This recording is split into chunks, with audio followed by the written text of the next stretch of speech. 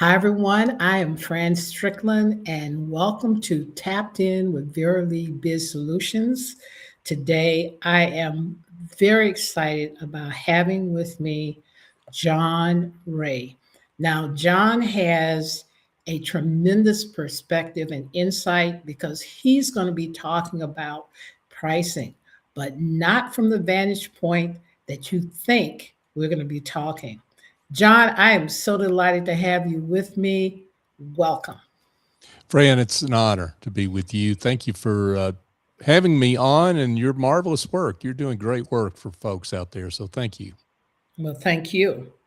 Now, we've talked a little bit about our conversation because, folks, I have to admit, I love to have the conversation with the guests because I get so much personal, valuable insight. And it just really helps us to bring to you what we believe can be so helpful for you in your respective business or ventures. Now, Tapped In with Verily Biz Solutions is really about helping founders, owners, entrepreneurs, solo entrepreneurs, anyone who's moving and shaking to continue to grow and evolve, not only in their business, but personally and wherever else they want to grow because we're whole people. But today we have particularly a conversation that's focused on your business. So, John, kick us off. Just tell us a little bit about who you are and who you target to serve.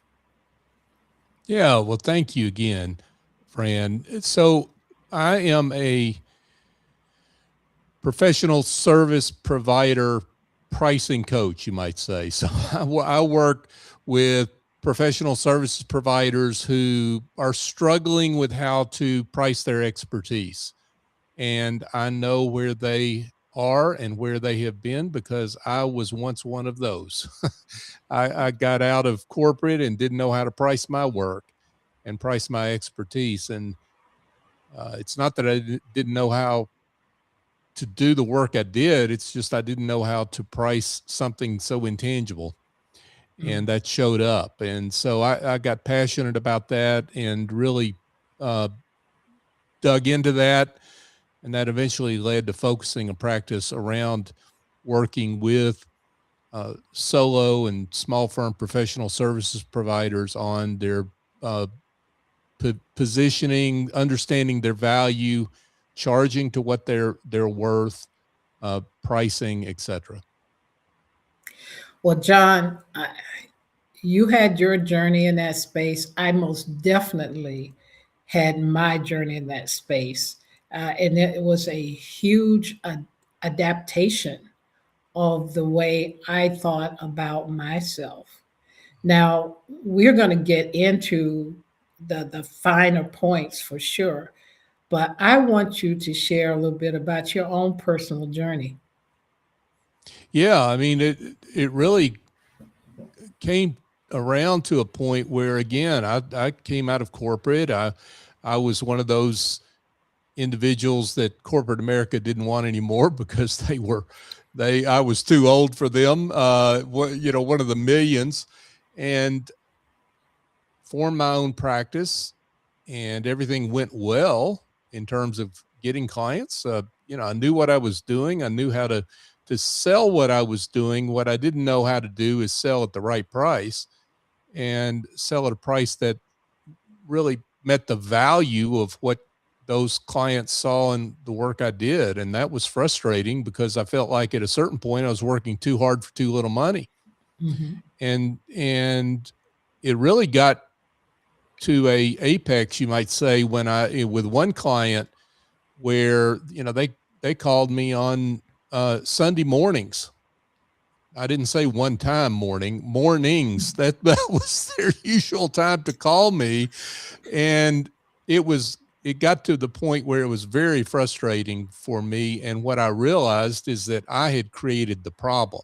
That they It's not that I didn't mind them reaching out, but for what they were paying me, it just wasn't worth it.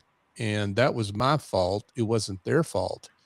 And once I came to that understanding, it's like, I've got to do something about this. Mm-hmm. And the problem that a lot of us have when we come out of corporate is that we've got a lot of folks that lined up wanting to help us with our LinkedIn presence or our marketing or our accounting, how to set up our business, what have you. Not a lot lined up to help us with our pricing. Yet that's the biggest problem that we have as we get into our business, particularly 2, 3, 4 years into our business, and we hit that point of frustration. Mm-hmm. So I saw this not just with myself, but with my clients. And so that's what got me on this path to better understand how to price expertise. And eventually it led to focusing my energies around it in my work and writing a book and so forth. Mm-hmm. Oh, so we're going to definitely talk about that book because we want to know about the book.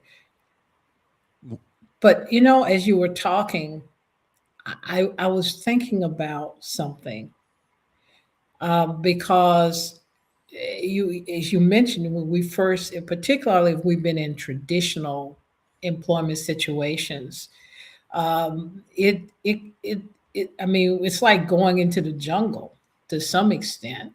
If you were like me, I had this thing about I wasn't going to sell.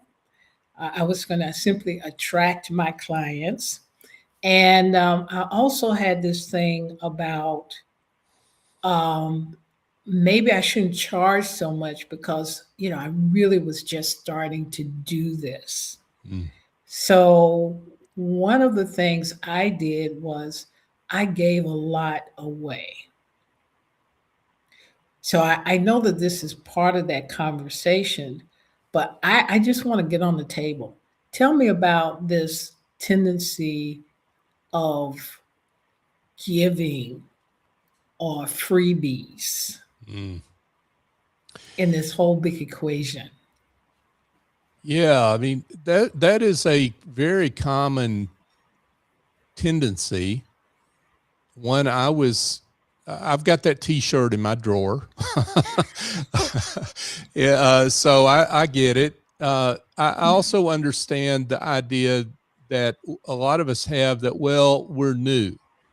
And because we're new, that somehow makes us less worthy or less worth the price that we really ought to ask for our work. And the truth of the matter is that that's just our own inadequacy. It's our own imposter syndrome. It's our own mindset of comparisons, faulty comparisons, that are whispering those words in our ears, words that really hold us back. They're the mindsets that hold us back. And most clients don't think about how long you've been in business. As a matter of fact, there are a lot of clients that they're hiring you looking at your entire work life. I mean, you're a great example of that, Fran, where you've got 30 years in manufacturing. They're not just hiring you in this business that you're in now. They're hiring that as well, that experience and knowledge, and having been tested by fire in all sorts of situations. And so we don't take that into account, that's value that clients see in us that we don't recognize and bring forward ourselves. Mm-hmm. Mm-hmm. That sounds like a red thread. How we see ourselves versus how our clients or customers see us. Mm-hmm. Now, is this something that you deal with in your book? Well, thanks for setting me up for that. Absolutely. So my, you might call big, hairy, audacious idea in this book is the generosity mindset is the name of the book. And the big, hairy, audacious idea is simply this, that clients see more value in us than we see ourselves. Now, when you think about that some people's heads get twisted around because they don't see how that's possible. But here's why that's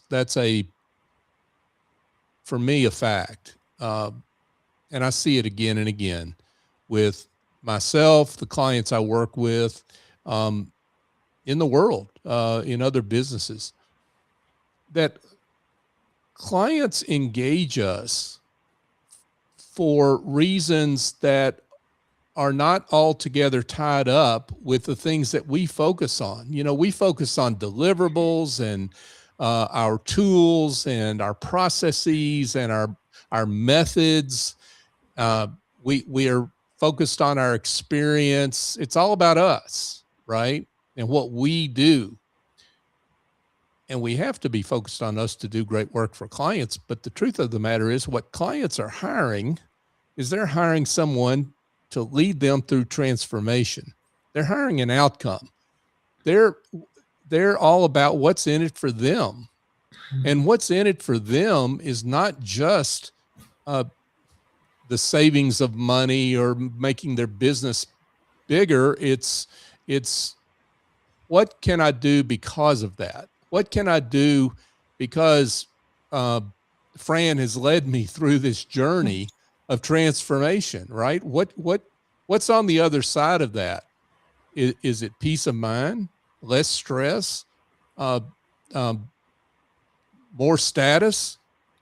There are all sorts of intangible reasons that clients hire us that we don't focus on, and we don't focus on them because we simply don't ask those questions. And the truth of the matter is those intangibles are often the most valuable part of what a client's looking at when they hire us.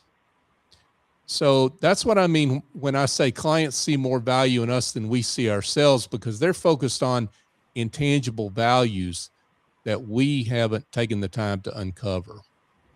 Mm-hmm. Now you got me thinking even more, because you know, a lot of times when we're out there pitching, we do get caught up. We get caught up in a lot of different things, and I've been in those situations, and I've done it myself, where I talked about my nice proprietary approach or this or that. Nobody really cares. It is, they are thinking about themselves, what comes out the other end.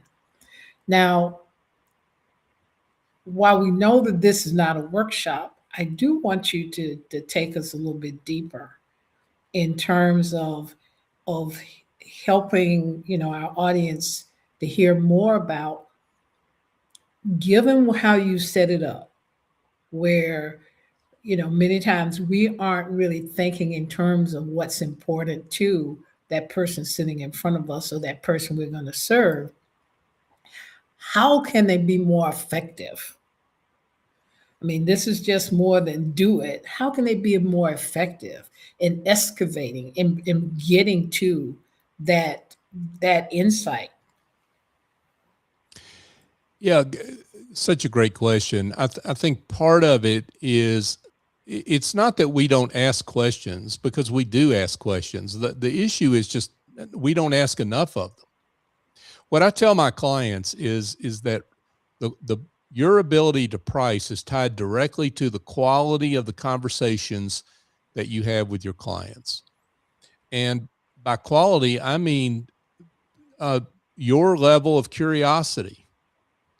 Are you digging in to understand everything you can about a client and their business, whether or not it has anything to do ostensibly with why you're getting hired, why they gave you that phone call to get you in front of them? Are you curious and asking follow-up questions, saying things like, tell me more, to understand a little bit in a more deep way why a client is saying what they did, why they went the direction that they did, how they got to this point. Asking catalytic questions, I call them catalytic questions, why questions, like, why address this problem now? I mean, why not wait 6 months, or why not wait a year? Why didn't you work on it 6 months ago? One of my favorites is, what does your spouse think of this? It's amazing. It's amazing what happens when you start pulling in your family, the family. And you find out things about where a client sees value that ostensibly has nothing to do with the engagement per se or the deliverables, but it has everything to do with how the client will judge the outcome of the work you're doing. Mhm. So I think those are some of the big things. And if I can, I've got a free PDF you can download from my website on sample questions for a value conversation. Just go to johnray.co and you can find it at the book tab on that website. And you can download those, and it gives you some ideas on questions maybe you ought to ask or adapt to your own practice to help you have better conversations. So one is better conversations, great questions. The subtext is take the time to ask the questions, because I think sometimes we get really, really kind of anxious. We want to go fast. I mean, I've had the coaching where they said, do it in 30 minutes, and sometimes you need more. But for sure, that the time to take to really explore and ask follow-up questions to get that clarity is essential. Yeah. And one other thing, Fran, that I think a lot of us that sell our expertise are under the mistaken impression that the best way to build our authority is talk about what we do and how we do it and so forth. And the truth of the matter is that the quality of our questions reveal our authority. They reveal where we've been and our experience, and I think if you reframe how you look at authority building, it really helps you understand how best to handle that client and simply have a conversation. I mean, you were talking about, wanting to let clients come to you and earlier, and not be salesy. I think I get a lot of that from the folks that I work with, and I get that. I don't want to be salesy either. This is the perfect antidote to salesiness. It's just being curious, have a conversation, right? It's not and understand where someone's coming from. And that's what I mean by generosity. Just getting out of your own head and getting into the others, and allowing them to express what their needs, hopes, wants, fears, anxieties are, and asking the questions that get you there. Yeah, I call it, that's the big center, the big meaty center that's driving this process. You also mentioned something at the beginning. You talked about kind of this whole self-esteem and mindset, which is kind of like the top part of the bun. Yes. Okay. How I don't want to say how. What I'd like to say is what's behind folding in that part of the equation, how one thinks. What's behind that to bring that up to a level that supports you doing the right pricing strategy? Yeah, well, here's the thing. For those of us that sell our expertise, where is our factory floor, you might say? Where is it? It's between our ears, of course. So we're not cans of green beans or puppy chow. We are selling what's between our ears, and that's highly valuable. The problem is that that expertise that is in our head, I liken it to having a bad next door neighbor. You know, that bad next door neighbor are those mindsets that we talked about earlier: imposter syndrome, the mindset of comparison, inadequacy, scarcity. You and I have talked a little bit about that previously. Those mindsets are bad next door neighbors to the expertise. I liken it to the bad next door neighbor that's yelling out the window at us, right? Right, exactly. and saying, "Oh, you're new. You can't charge that much." That's right. Oh my gosh. I mean, how can you think that client is going to pay that much for what you do? I mean, we hear these voices in our heads, and there's a war going on here between these two competing pieces of our psyche and of our minds that we need a way to get past. And that's why I recommend getting out of what our own heads are telling us and just stepping aside and leaning into where clients' heads are. And if we do that, what we find ultimately is, again, as I mentioned earlier, that clients see more value in us than we see ourselves. The irony is, if we just step aside from our own anxieties, our own mindsets, our own need to express ourselves and who we are, we're going to find out a lot that ends up benefiting us in terms of how we're able to price.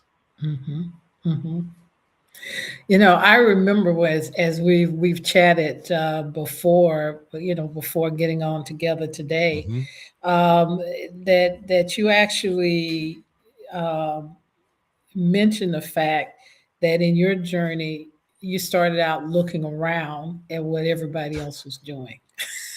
Okay. And to me, that's the bottom of the bun. How do you really land on something that's and I think this happens in our brain, is this reasonable? If we can get beyond saying that I'm not just new, I'm not going to just give it away, I am going to charge for it, then getting to an amount is the next step. And you talked about, you were just looking around at what other people were doing, not asking other people. So tell me about that third piece of the equation. Yeah, well, I say somewhat tongue in cheek, but that if you're pricing based on where everyone else is, pegging to them, and their price is wrong, then your price by definition is wrong. And that was the way it was for me.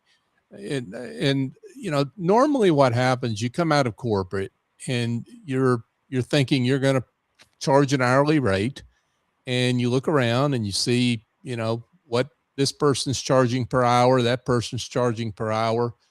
The problem is that, number one, you're going to probably charge a little less because we talked about that newness thing, right? So I'm new, so I need to charge less than all these other experienced folks out there, as if I have zero experience. So that's problem number one. Problem number two is just the method of pricing.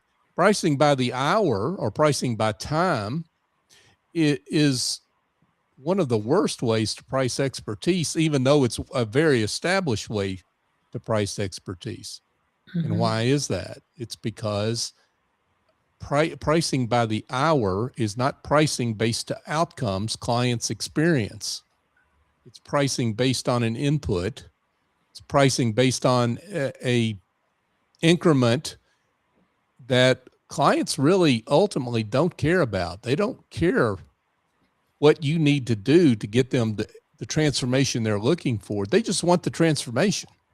So they're not really interested in how many hours you're going to work and so forth. And so the point, well, they get interested if they think they get a surprise bill. They get real interested in that, and that's part of the problem. with right. hourly pricing. I could go on about that. We've got, we, this is not a 3-hour show, right? We've all been there. We've all been Mhm, there. And now those of you that are listening to this, you've been there. mhm, And so mhm, those are the two big problems when you come out and you're trying to make your practice work, that you run into that, really puts you behind, uh, where you ought to be right off the bat. mhm. Well, I'm kind of chuckling because I just have to share this story with you and the audience, Please, please. because I once had someone that retained my services to to coach people coming into their program. To help them, get started out. It was an onboarding process. It was pretty intense, and it would last, basically like 3 sessions. And the pay was 150 when you start, and when they finished the program, which was now like 5 weeks later, the other 150. So it's $300. Mm, So you think, okay, you're going to have this conversation, and how hard can it be to help someone on board for this 6 week program? Well, believe me, it was very difficult. right. And what I mean was phone calls. I'm in Switzerland. I had people that were in the US, phone calls with them at 3 a.m. my time because they just couldn't understand how to take a 30-minute time block and write down what their action was and what they were hoping to accomplish in that 30 minutes. Mm, And and it wasn't like one time. It was like multiple times during those 3 times a week. It would also be, can you help me with this? So actually, what appeared to be at the outset to be maybe a maximum of a couple of hours of work became 6, 7, or 8 hours. So I went through this once, twice, and I wrote a LinkedIn article about your real per hour rate. mm, So I went through and did an exercise based upon my hourly rate, which I do not price my work hourly rate. I do a value pricing. And I did the calculation, and what would have seemed like comfortable, at least 300. mm-hmm. My effective hourly rate was $7.64. Oh my. Yeah. And that was a huge wake up Mm, call for me. Now, in this case, I didn't really have a lot of control over the pricing. But when we're pricing our own services, we do have control. yes. And so, one of my takeaways is to really go through the exercise in terms of what is your true per hourly rate. And quite frankly, don't do it because you're simply trading time for money and you might as well be working for someone else. Well, that's a wonderful story. Thank you for sharing that. And here's one other factor for those listening. When you start calculating your real hourly rate, you need to make sure it's your realized hourly rate. In other words, we talked about those surprise bills that clients get, and then you end up negotiating with them on how much they're going to pay you anyway, and maybe they end up paying 2/3 of what the original final bill was because of the so-called surprise factor. That's a discount on your hourly rate. So you got to factor that in when you come to that. When it comes to figuring out what your real hourly rate is. So, Mhm. yeah, when you start doing the math, have the courage to do that math. Makes you want to change. So, thank you for telling that story. Well, I could tell you a lot of stories, and The reality is sometimes that's the best way to learn. I like to tell stories so people don't have to go through the pain that I went through. Amen. Well, well, and here's the thing, it is, I call my podcast the Price and Value Journey, because it's a Hmm. journey, folks. There's no, I mean, yeah, I'd love it, be honored if you read my book, but I don't have all the answers. And the truth of the matter is, I'm still learning. And the truth of the matter is, the clients that I have different perception of value than the clients that you have, Fran, or that our audience members have.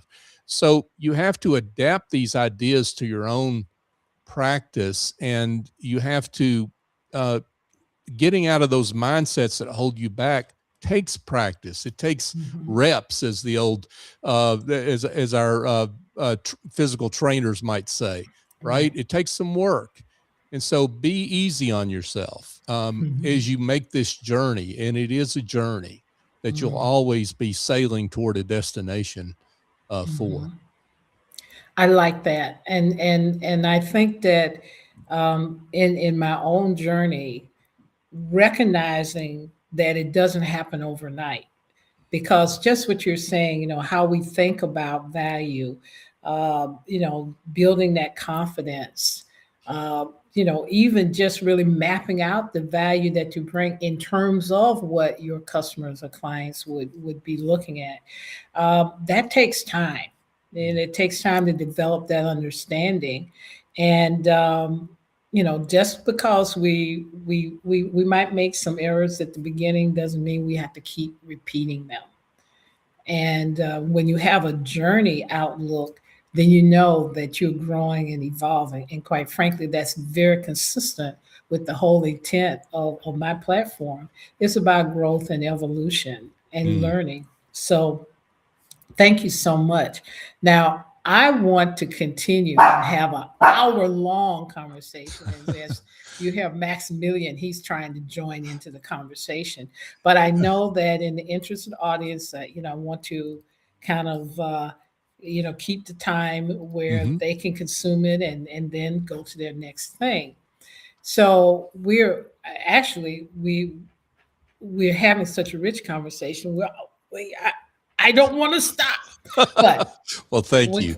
we're going to do the right thing here. Hmm. And you know, before we wrap up, I mean, you've talked about kind of what I call the sandwich, that in between, that nice meaty center and the two ends, the two buns. Um, what I'd like for you to share now, what would you say to someone who is at the beginning of the journey or might be in the middle somewhere and they have listened to this conversation and they're thinking, oh, what do you have to say about that? Mm. Well, yeah, such a great question. Thank you for that. What I would say to any of you, wherever you are, is just start. And there's no, I call past mistakes the tuition that you paid to learn to get to a better place, uh, Mhm. or to desire to get to a better place. I mean, sometimes we go through experiences in order to give us the desire and the courage that we need to do something different, Mhm. and that we know we need to do. And so look at it that way, and understand that your clients do see more value in you than you see yourself. And that should, you lean into that. And it's not about your opinion about what you're worth. It's their opinion. It's their opinion about what you're worth. And that is a much stronger place to lean and to change everything about how you position, how you talk to clients, your business development, and your pricing. Lean on what others say about you, not just what you think about yourself. And that will change everything about your practice. Mm. And John, you covered this in your book, right? Mm-hmm. Yeah. Okay.